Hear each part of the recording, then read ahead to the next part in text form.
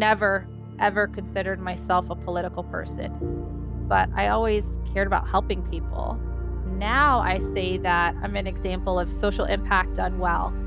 It was really people and programs and policies that helped me avoid being a very high at risk young person. And now I have a business, I'm working with leaders. I've been fortunate to serve in a presidential administration, and that never would have happened without the entire political ecosystem working together. Let's talk. Yes.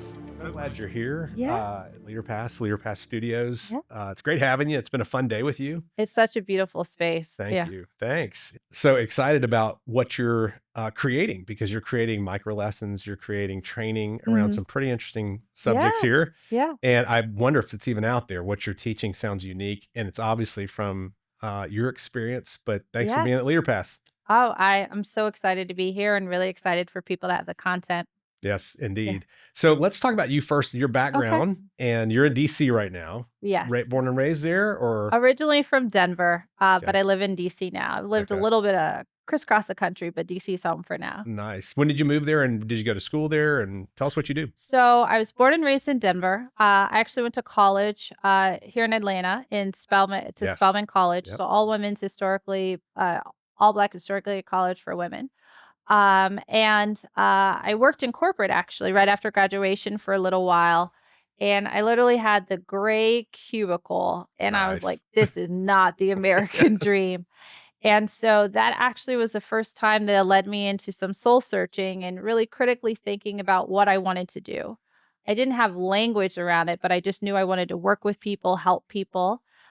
Then an opportunity opened up on the Obama campaign in North Carolina, and the rest is kind of history from there. I've been in politics ever Ever since. since. Yeah. Okay, that's amazing. Now Mm. you also are your organization is Politics with Purpose. Yes, Say that yes, correctly. yes. Mm. Okay, that's a big word. Purpose is a big word, but tell I us know. what that is and what I'd love to know your take on purpose. Yeah. I founded Politics with Purpose in 2017, and really humbled to share we're an award winning political communications agency.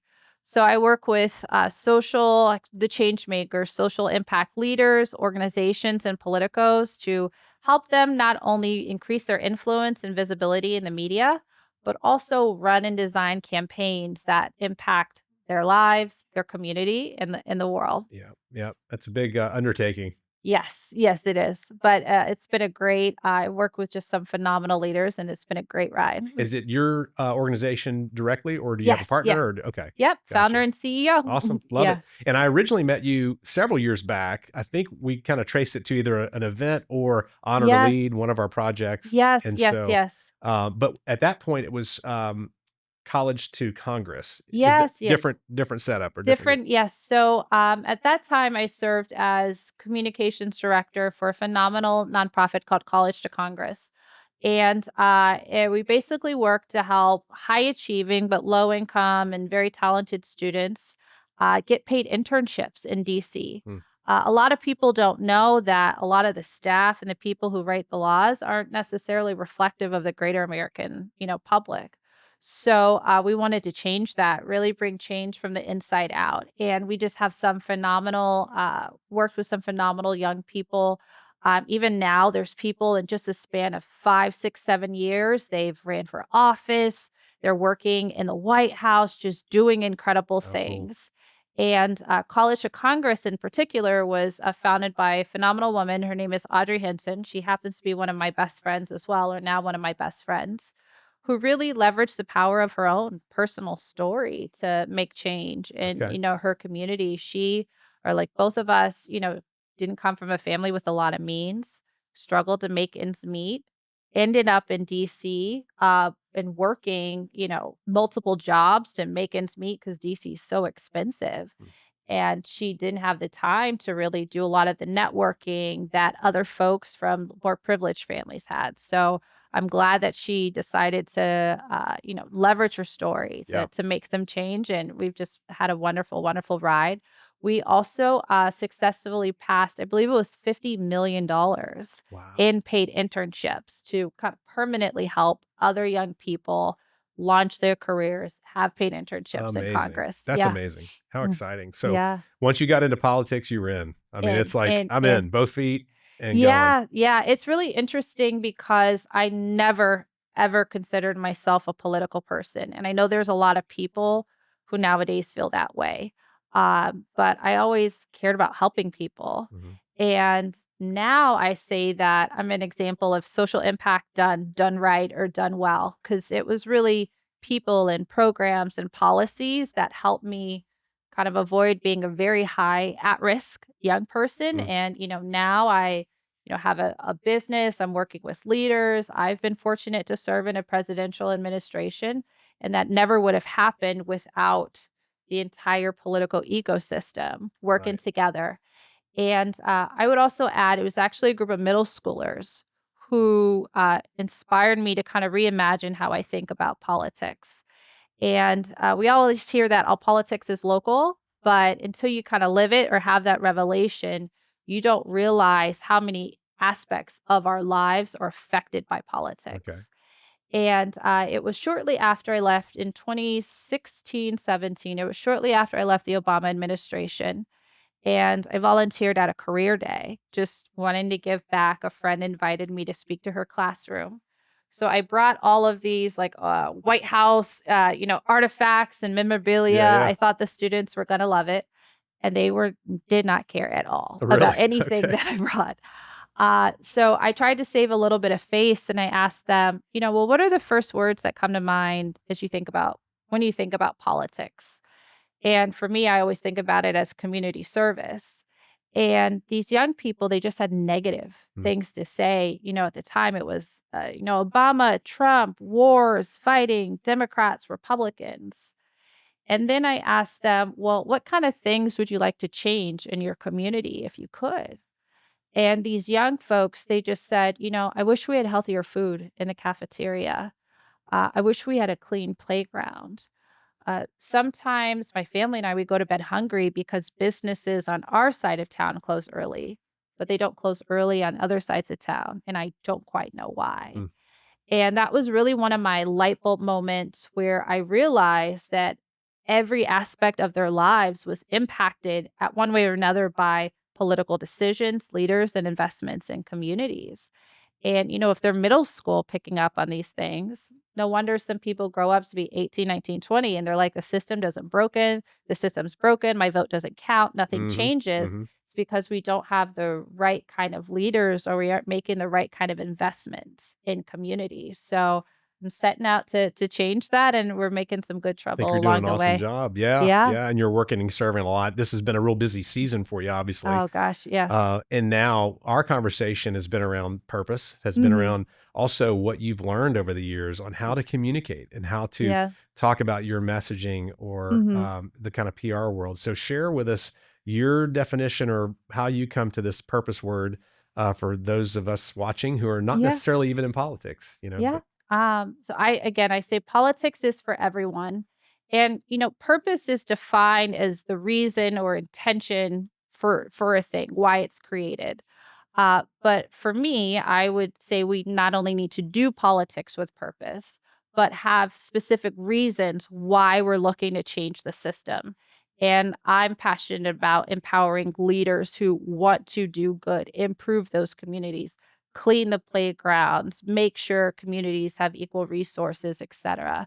So, purpose for me is at the root of everything that I do. It's, one of the first questions I even ask clients. If you want to get into the media, why? What's the purpose of this thing? How is it going to help your organization or your community?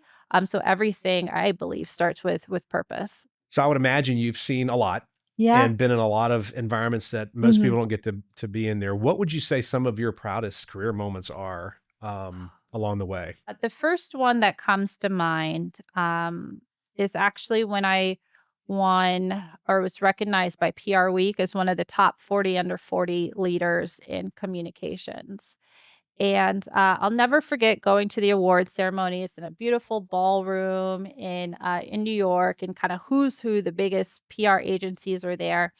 And it was a networking reception, and someone came up to me and they were like, "Well, what agency are you with?" And, I said politics with purpose. Oh, I haven't heard of that. Who owns it, or what was your company? And I said, oh, actually, it's mine. And they said, oh, wow, you must be really good at what you do because you didn't pay to be here.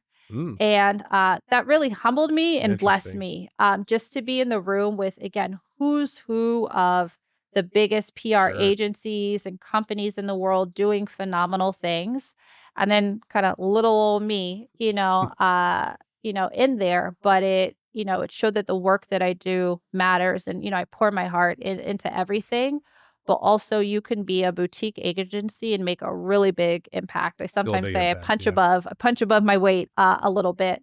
But that was a really, really proud moment. And, from winning campaigns, passing legislation, there's so many, but for myself, and I would say other business owners, people with dreams, betting on themselves, you can stand out and you make a difference. That's awesome. Mm. So have you had mentors over the years and gotten some Yeah. probably some great advice? I'd love to hear what you've heard. And then also tell me some like bad advice that you've gotten. So I imagine you've heard that too. My closest friends know I stay in a mentor. I'm forever a student, so I stay with a mentor, a You've coach, talked a about coach. coaches, yeah, since we've I been I together. do it Yeah. all. I do it all the time. But yeah, I have had some of just phenomenal mentors and leaders along the path. Uh, some of the best advice I've heard or received. One, titles are free. Mm, And, that's really grounded me, and especially working in DC or in government, there's a lot of bureaucracy. I sometimes say the longer your title is, like, the more useless that's you hilarious. kinda are. The director of special projects and events to the et cetera, et cetera. Yeah. What do you do? Nobody knows. Yeah.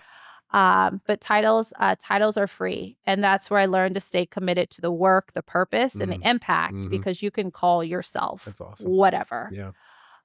Some other work, other advice or kind of lessons I've learned along the way, trust your journey.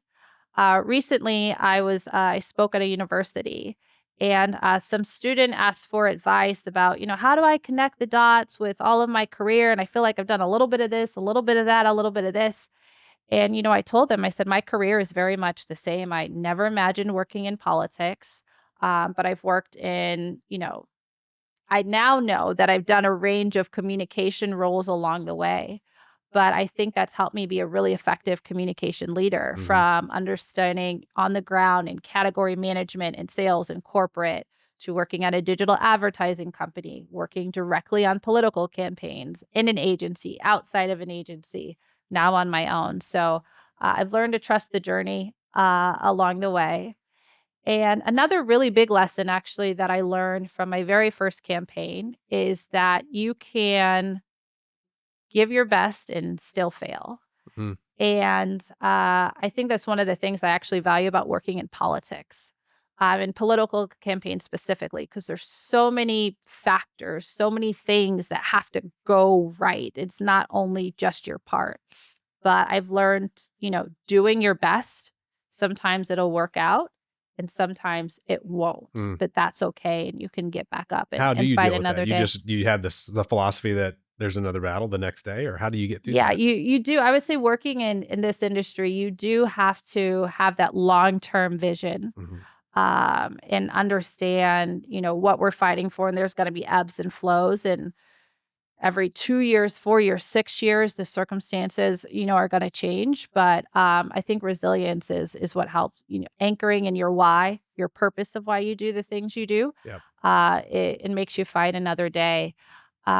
For me in particular, one thing I do in communications is I bring so much of my lived experience into my work.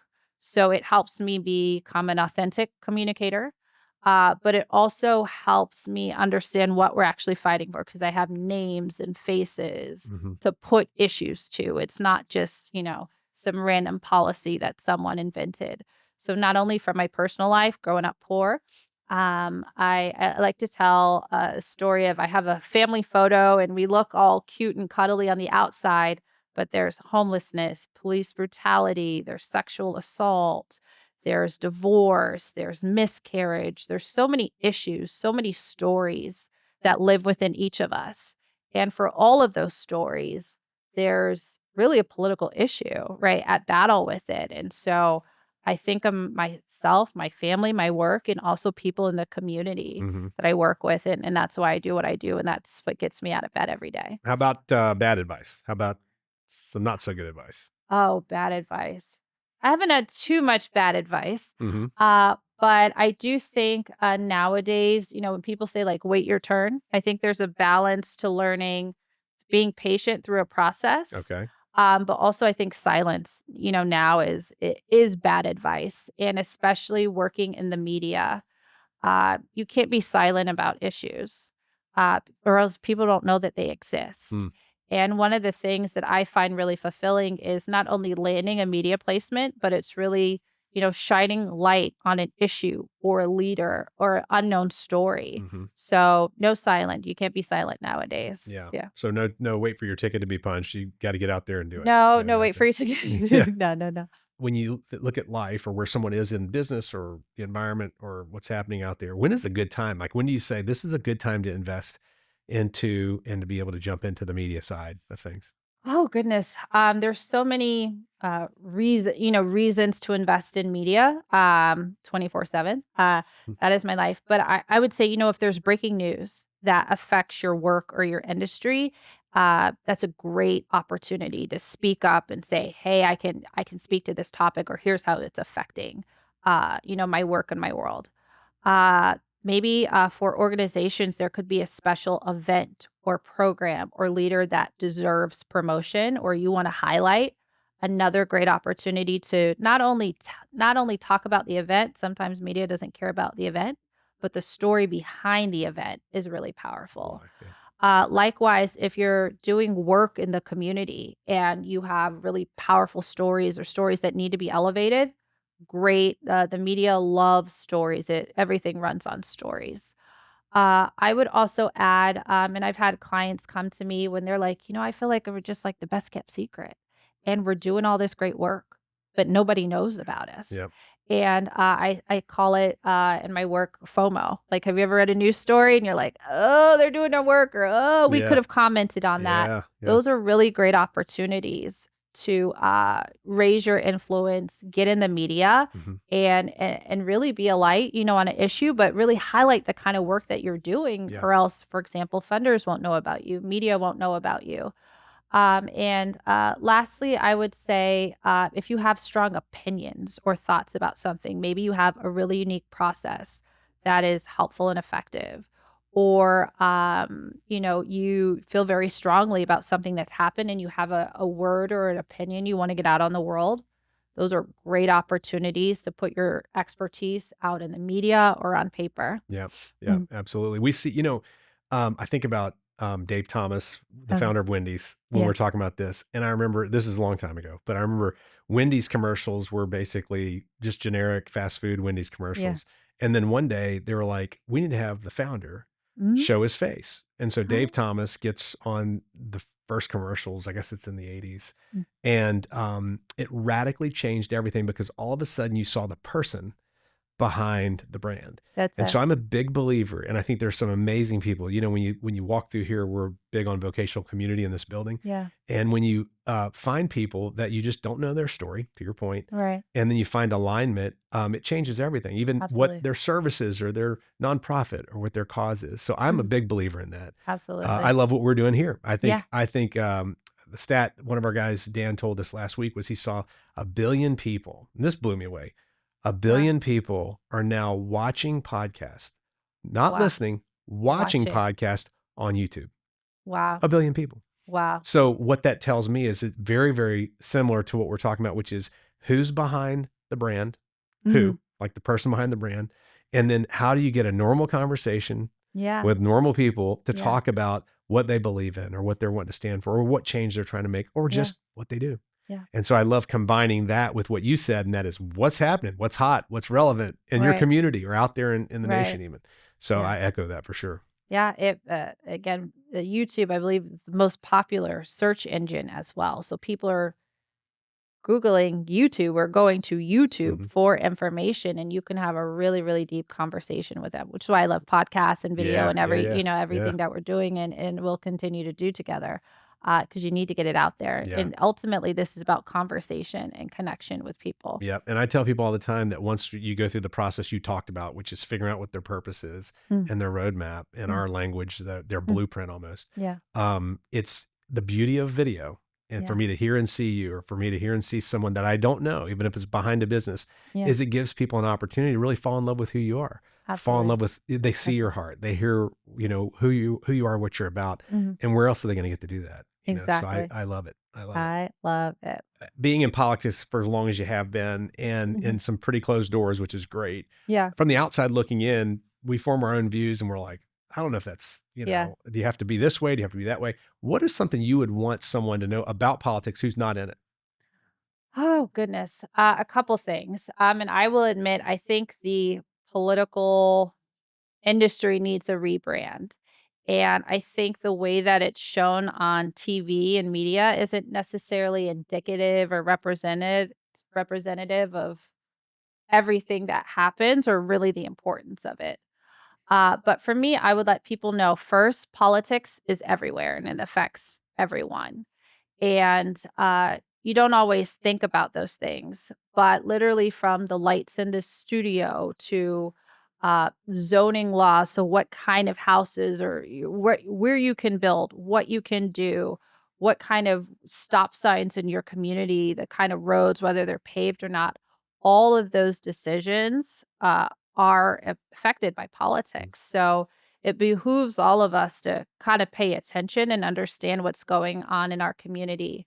And I think that's actually why I love local politics so much because it's real, it's tangible, and you can really feel the point to some results. Yeah. meaning. Yeah, Yeah. you Yeah. can feel the results and point to someone's life.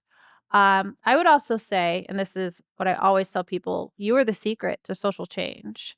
And nearly every law or policy, or at least the work that I do, has been inspired by someone's story, either success with something or struggle with something, and they want to change the system. So, for anyone in particular, if you have a problem or issue, politics can be part of the solution to bringing long term change to that. Love that. It's great Mhm. perspective.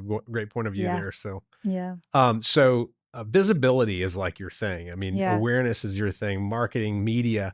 What mhm, are some reasons, or why should organizations invest yeah, into branding and visibility mhm, for their brands? Why yeah. should they invest in that? What is your perspective? There's a phrase in a program I use in my business. It's called RISE, and RISE stands for Raise Your Influence to Serve and Empower Others. And that's really my philosophy and how I look at the media kind of ecosystem or environment. That we need people who are raising or increasing their influence. They're becoming more visible. They're speaking up about issues and topics so that we can serve or bring change Yeah. and help others along the way. But in particular, media and visibility is so important because one, it can lead you're shining a light on certain issues. Two, it could actually lead to more funding and resources for your work, your business, your community, whomever. It also is really good for problem solving and branding. So this gets a little bit into more of like content creation and influencers.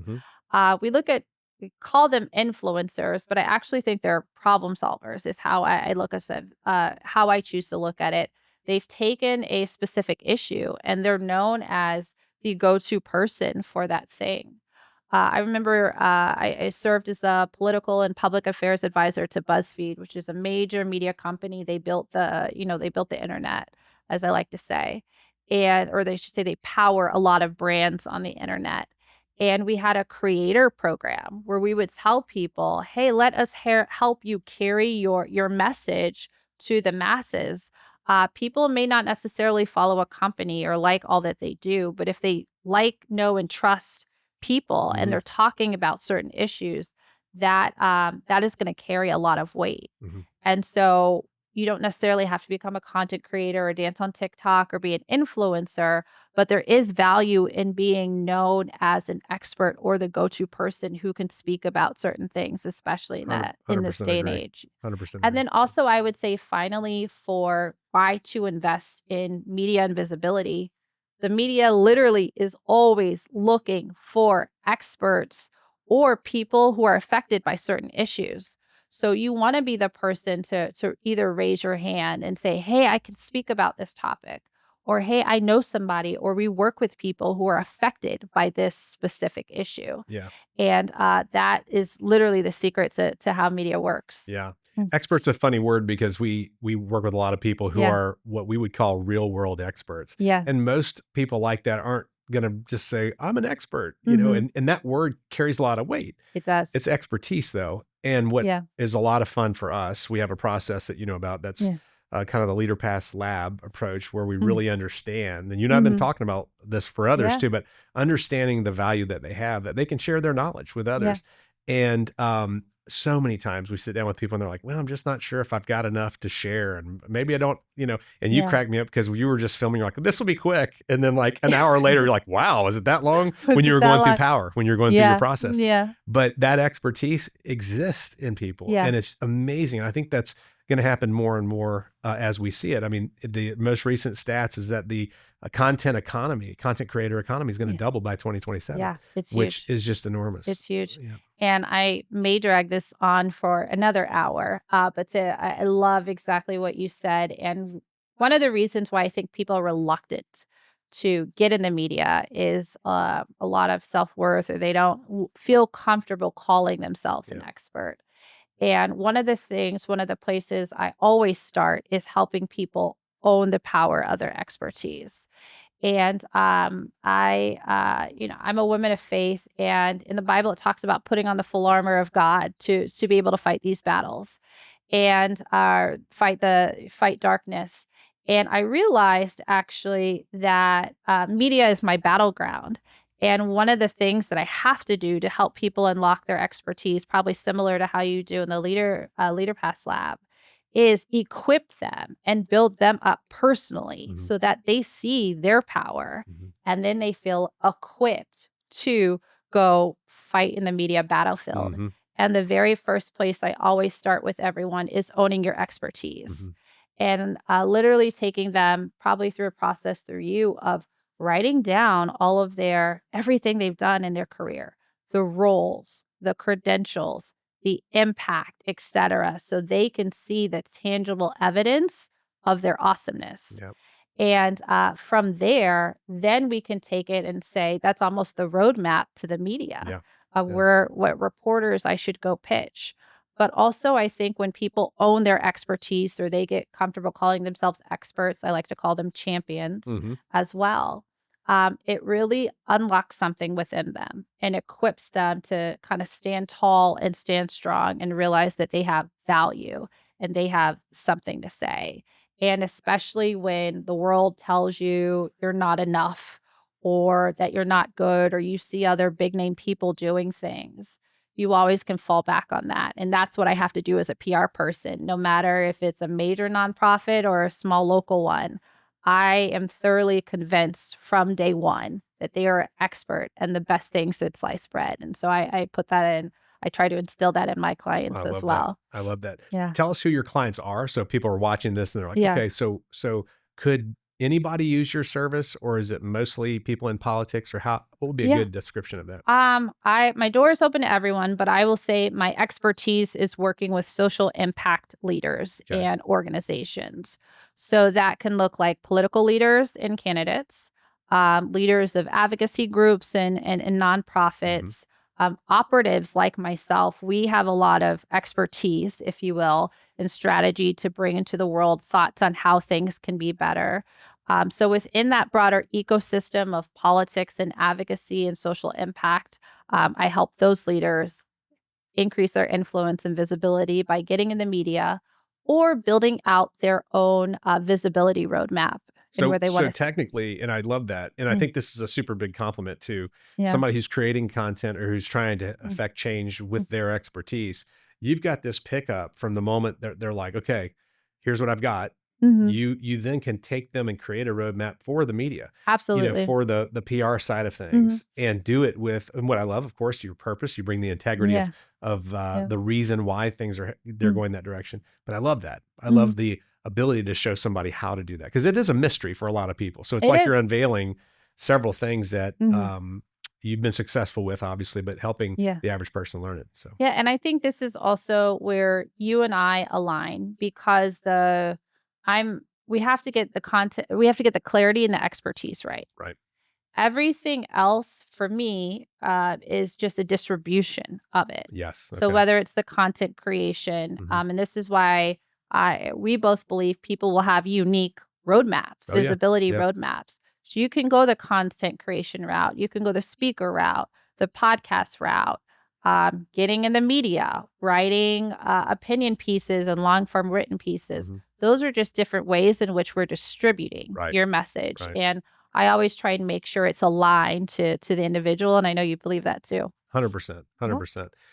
Well, so let's talk about where people can reach you Okay. because we've listed several things that you've Yeah. done and several names of Yeah. things. What's the best place? Are you on LinkedIn, social media? What's the? I wouldn't be a good comms person if I wasn't It's everywhere. kind of a So loaded I am question. on Yeah. Yeah. all of the platforms. For the majority of them, it's Miss Domo James, MSDOMO James. Okay.